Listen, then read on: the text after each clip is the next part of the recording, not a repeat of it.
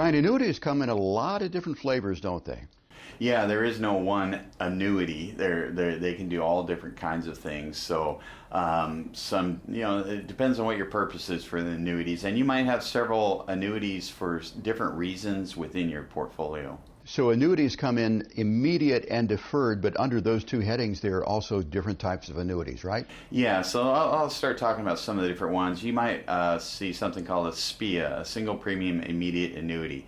That's where you give the insurance company a certain amount of money, and immediate, they start paying you monthly, generally at that point in time. You could have a SPIA for a period certain. You say, I want checks for 20 years, period. I'm going to give you some money. I want you to give it back to me with some interest that you tell me what it's going to be for 20 years.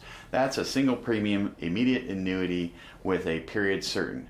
It could be, I'm going to give you money and I want you to pay me for the rest of my life. Okay, well that can be a single premium too. So that would be a life-only annuity.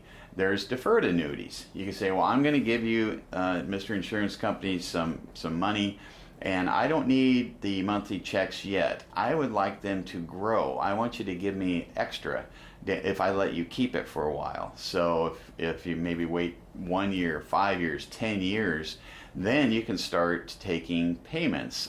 So that would be maybe a life only or second to die. So that would be one way to do it. You could also do another kind of deferred annuity. I call these accumulation annuities. You say, okay, I don't need any checks at all. I want to give you the money for a period of time, and I want to receive interest on that amount, and maybe it's tied to an index. So maybe I get the first 5% of the S&P 500, or I get 30% of the gains and never a loss year by year in the S&P. So that would be a way to defer. You give the insurance company money for a period of time. You're not taking anything, but this is not a life payout. It's just a safe investment payout called an accumulation annuity. With so many different options, Brian, how do you determine what the right option is for a client's needs? Yeah, so when we're doing financial planning, one of the first things we want to solve for is cash flow in retirement. So we'll look at your rental income and Social Security and pensions and so forth. And one of the best places to improve on that is to buy a deferred life annuity, something that's going to pay you for life as a pension substitute. Maybe I'll get one with an increasing lifetime benefit to offset inflation. Second to die, in case you pass away, your spouse can get those checks. If you both die prematurely, the part that you haven't taken out goes to your heirs plus any earnings. And so that might be a component.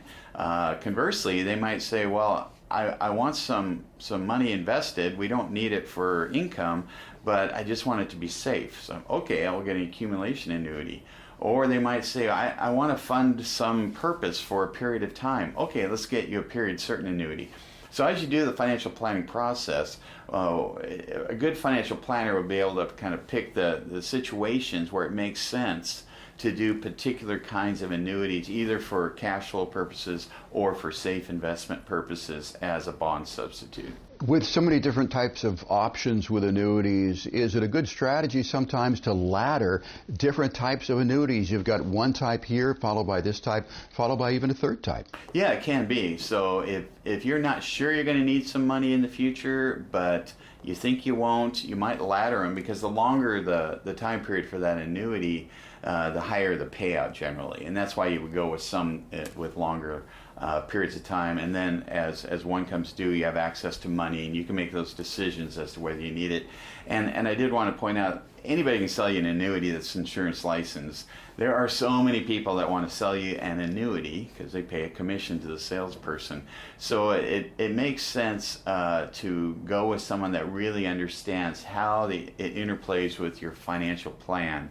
Don't go out and buy an annuity from someone who's just trying to sell an annuity. They don't know what else you have probably, and they haven't put that together.